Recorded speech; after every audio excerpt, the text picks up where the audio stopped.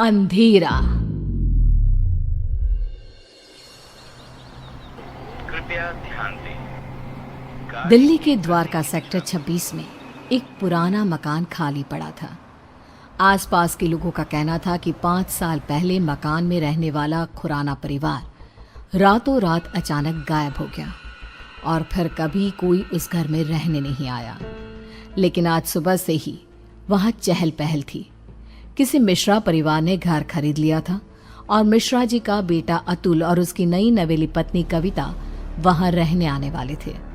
सुबह के वक्त अतुल और कविता घर में पहुँचते हैं। अतुल, घर की साफ सफाई तो बहुत अच्छी से हो गई है। हाँ, देखकर लगता नहीं कि 5 साल से बंद पड़ा है। हाँ, लेकिन इतने दिन से कोई इसे संभालने क्यों नहीं आया? अरे कविता, इस मकान के मालिक का कोई अता पता नहीं, कहाँ चले गए कोई नहीं जानता। तो फिर आपने घर को किससे खरीदा? मकान मालिक के कोई दूर के रिश्तेदार हैं, बहुत कम पैसों में बेच रहे थे तो मैंने खरीद लिया। जानती हो ना, दिल्ली में जमीनों के भाव कितने हो गए हैं। हाँ, लेकिन कोई गड़बड़ तो नहीं है ना? नहीं बाबा, ऐसा कुछ नहीं है। अतुल बाथरूम में नहाने जाता है और कविता किचन में। तभी उसके हाथ से स्पून गिर जाती है। जैसे ही कविता स्पून उठाने के लिए नीचे झुकती है, उसे किचन की शेल्फ के नीचे किसी की आंखें नजर आती है। कविता चीख कर बाहर की तरफ भाग आती है। अरे कविता, कविता क्या हुआ? अरे तुम ऐसे चिल्ला क्यों रही थी? क्या हुआ? वहाँ अलमारी के नीचे कोई है। अतुल नीचे झुककर देखता है और घबरा के पीछे हट जाता है। मैंने कहा था ना, कुछ है वहाँ पर। अतुल, चलो हम यहाँ से चलते हैं। तुम भी ना कविता, वहां कॉकरोच है और कोई भूत नहीं है। एंड आई नो तुम्हें कॉकरोच से कितना डर लगता है। अतुल, मैं सच कह रही हूँ, वहाँ कॉकरोच नहीं बल्कि कुछ और था। किसी की आंखें। मुझे डर लग रहा है, मैं यहाँ नहीं रह सकती। अतुल कविता की बात नहीं सुनता और रात होने की वजह से कविता को सोने के लिए कहता है। डर की वजह से कविता को नींद नहीं आ रही थी। तभी उसकी नज़र कमरे की छत पर लगे फैन के पास एक मकड़ी पे जाती है। वो मकड़ी को देखने लगी। देखते ही देखते कविता को एहसास होता है कि मकड़ी का आकार बढ़ता जा रहा है। कविता घबरा कर चीखने की कोशिश करती है, पर तभी वो देखती है कि मकड़ी एक डरावनी शक्ल में बदल गई। अतुल उठो, वो देखो। क्या हुआ कविता? तुम ठीक तो हो ना? क्या हुआ? वो देखो अतुल, वो कौन है? एक छोटी सी मकड़ी, और कौन? इस घर में कुछ अजीब है अतुल, हमें यहाँ नहीं रहना चाहिए। ऐसा कुछ नहीं है, बेकार में डर रही हो तुम। अगली सुबह ब्रेकफास्ट के टाइम पर। कविता, आज मैं ब्रेकफास्ट नहीं कर पाऊंगा, मुझे बहुत देर हो गई है। प्लीज अतुल, कुछ तो खा लो। देखो, मैंने नाश्ता टेबल पर लगा दिया है। प्लीज कविता, तुम फ्रिज में रख दो, मैं निकाल कर खा लूंगा शाम को, ठीक है? Okay, bye. अतुल ऑफिस चला जाता है और कविता किचन में काम करके जैसे ही बाहर निकलती है तो देखती है कि डाइनिंग टेबल पर एक बुजुर्ग औरत और एक आदमी बैठ के ब्रेकफास्ट कर रहे थे। कविता ये देखकर खौफ से भर जाती है। कौन है आप लोग और यहाँ क्या कर रहे हैं? अतुल, बचाओ। क्यों डर रही हो बेटा? मैं इस घर का मालिक हूँ, रंजीत खुराना।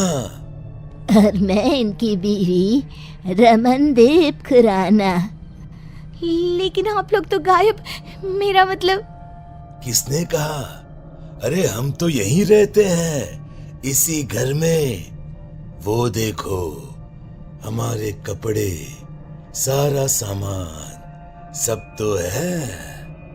लेकिन बेटा, जब से तुम आई हो ना, हम बड़े खुश हैं। अकेले पड़ गए थे ना। कविता ने चारों तरफ देखा और वो हैरान रह गई कि घर में खुराना और उसकी बीवी के कपड़े और सामान नजर आ रहा था। कविता घबराहट की वजह से दरवाजे की तरफ बढ़ती है ताकि वहां से बाहर जा सके। तभी एक यंग औरत उसके सामने आ जाती है। कहाँ जा रही हो? मेरे मम्मी पापा ने कहा ना कि वो अकेले हैं, उनका ख्याल कौन रखेगा? कौन है आप सब? कौन है? जाने दीजिए मुझे। मैं इनकी बेटी हूँ ना, क्या करूँ? मैं तो मरने के बाद इनका ख्याल रख नहीं सकती। अब तुम्हें ही ये काम करना होगा ना।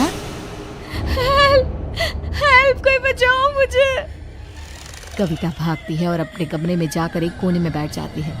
पूरा दिन वो एक जगह बैठी रहती है। शाम को 5 बजे अतुल घर आता है और कविता को ऐसी हालत में देखकर परेशान हो जाता है। क्या बात है? अरे तुम यहाँ ऐसे? तुम्हारी तबीयत खराब है क्या? क्या हुआ? वो अतुल खुराना और उसकी बीवी यहाँ इस घर में। कौन खुराना? कविता, ये क्या बहकी बहकी बातें कर रही हो तुम?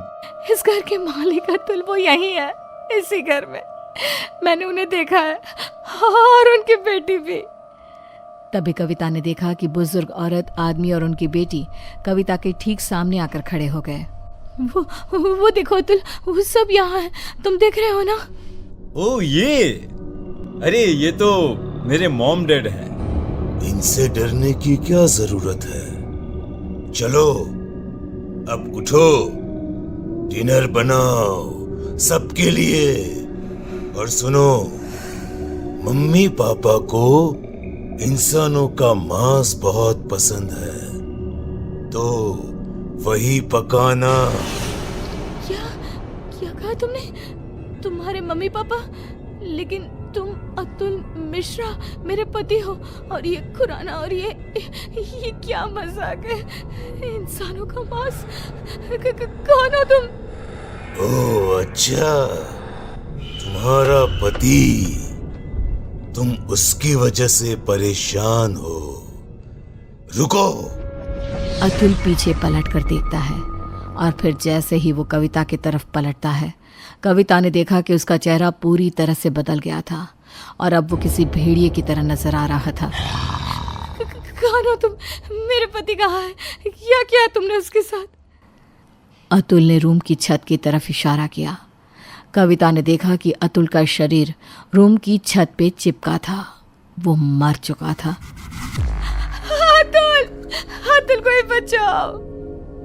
अब कुछ नहीं हो सकता। जानती हो, ऐसे ही उस रात हम सबको मार के छत पे लटका दिया गया था। क्या गलती थी हमारी और मेरे परिवार की? यही इसी फैन के पीछे हमारी डेड बॉडी छुपा दी गई, फॉल सीलिंग करवा के, ताकि किसी को पता ना चले। हम सब यहाँ कैद हैं। लेकिन तुमने मेरे पति को क्यों मारा? उससे तो मरना ही था, क्योंकि उसके बाप ने, जो कि एक कॉन्ट्रैक्टर है, इस घर को हड़पने के लिए ये सारा खेल रचाया था। उसकी सजा तो मिलनी ही थी।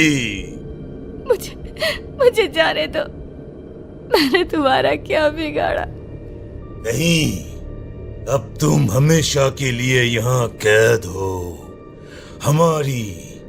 हमारी भूखी तड़पती आत्मा को संतुष्टि करने के लिए एक जिंदा इंसान का इस घर में होना जरूरी है। और अब से ये काम तुम करोगी। किसी को पता नहीं चलेगा कि तुम कभी यहाँ आई भी थी।